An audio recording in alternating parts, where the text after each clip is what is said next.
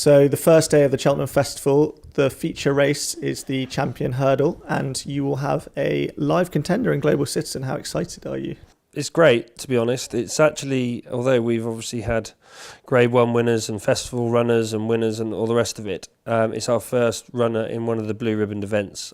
And the Champion Hurdle's always been a race which has been very exciting to watch. It was very exciting to be a small part of when I was at Nicky's, and now to have our first runner of it in our own right it'll be a great feeling, and I'm hoping for a good run. And he won at Haydock in really good style in a Grade 2 last time, really improving from his run at Kempton. Why do you think he improved so much? He just wasn't quite right that day at Kempton. He was just doing too much the whole time. He hung very badly. We chucked him in a bone scan, found a little bit of heat in his hock that we medicated, and that seems to put him back on the straight and narrow. And yeah, he was very good that day at Haydock. To be fair, he only did really what he had to do, but he settled better, jumped very well, and he is a progressive horse, but he's also a horse that I always thought would be good enough to get to this level, to be competitive, holding his own at least in graded 2 miles hurdles, and that point has been proven. And whatever happens in Champion Hurdle will be great, but next season it'll be all guns towards novice chasing, which is very exciting. And the race looks probably the race of the festival. You've got Bouvedere, Apples Jade, Lorena, to name but a few. It's probably going to be run at a frantic pace. Do you think you might be able to get a lead, which has been rare for him so far in his career? I hope so. We certainly won't be intending on making it. He is a very free-going sort, but he's not out of control. But if they go a decent gallop and he settles off that pace, then he could be really quite exciting. So, yeah, I think if they went a real good gallop and we came down the hill in contention, then it'd be exciting to see what he could do from turning in. And you mentioned that anything he does this year will perhaps be a bonus, with novice chasing his ultimate aim. Yeah, he actually won a 3 mile point to point as a 5-year-old, and we all know what sort of how good he is jumping, and he's a horse that we took down to the school there the other day and popped him over a big oxer over show jump, and he jumped it beautifully, like he hadn't been hurdling all year. So I think he's going to take to chasing very well, and yeah, that'll be hopefully his future. And elsewhere on the first day, Le Broy has a couple of options. Yeah, he does. He actually has 3 options for the whole meeting, but the Ultima on the first day and the National Hunt Chase are 2 very live ones.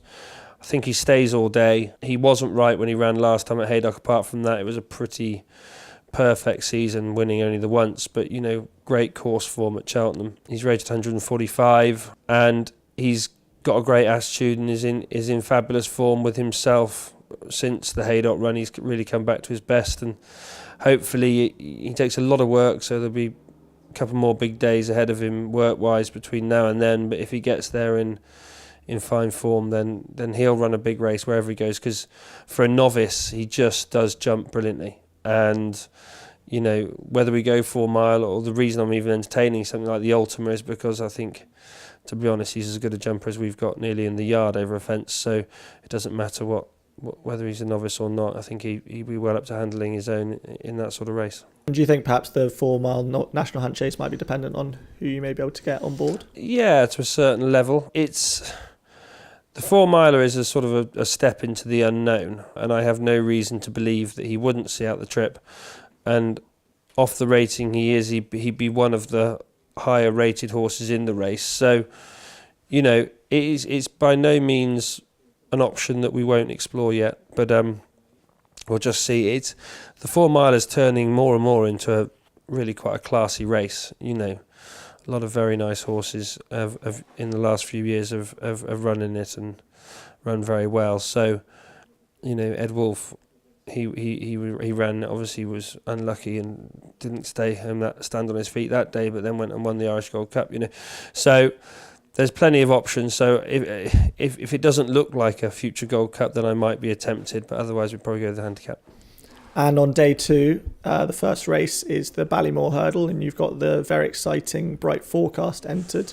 He was second behind Mr. Fisher at Haydock last time. How has he been since then? Very well. This will be his last run of the season. He's a horse that probably wouldn't take a lot of work between his races. He was a nice surprise, really. We knew he was a nice horse, but it was a nice surprise to see him win at Newbury, and expected it at Leicester. And then he did everything wrong, really, hanging off the final bet off the home turn there with the circuit to go, and missed one or two. And ran a very credible race over 2 miles on a very tight track. So I think the step up in trip will help him massively. I genuinely think he's worth his place. He's very much an improving horse. Again, very much next season's horse, but I think he is capable of running a big race, and at a lively price, he could be quite a lot of fun. Excellent. And Kildesart will go for the first race on day 3, the JLT, a race that perhaps looks like it could cut up a little bit. Yeah, I mean, sat here right now, nobody quite knows where everyone's going to go, but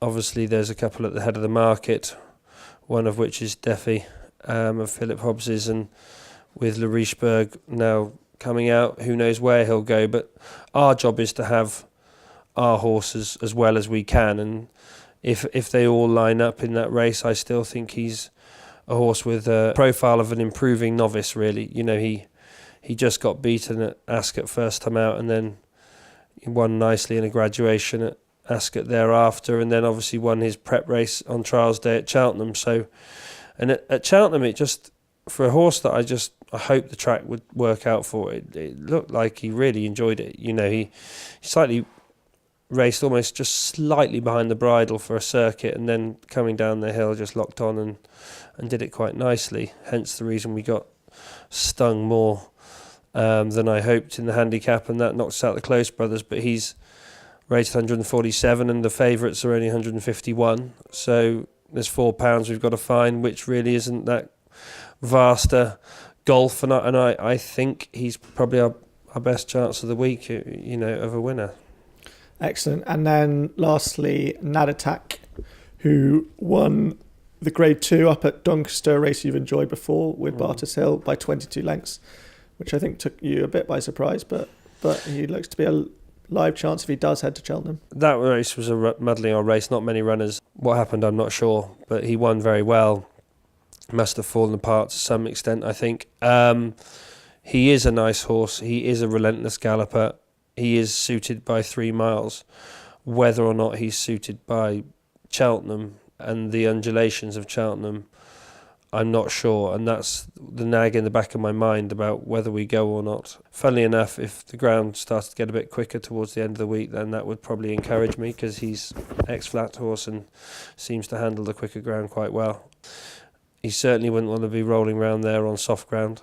He would be very well suited to the 3 miler at probably Aintree, and he's come out of the race really well. He's a nice horse, and I don't think you'd know where the bottom of this lad is if he gets into a rhythm. If he doesn't get into a rhythm, I don't think you've at this stage in his career, he's a very big, almost ungainly type, that's considering he's come from the flat, and that's not to do him an injustice. He's a horse with a big engine and hopefully a bright future, and I actually think he'll be a lot better over a fence because more substantial. But he jumped well enough, if a little slow, at Doncaster, and there's every chance. Put it this way, he'll be trained to run at Cheltenham, and then if I think better of it nearer the time, then we'll just save him for Aintree.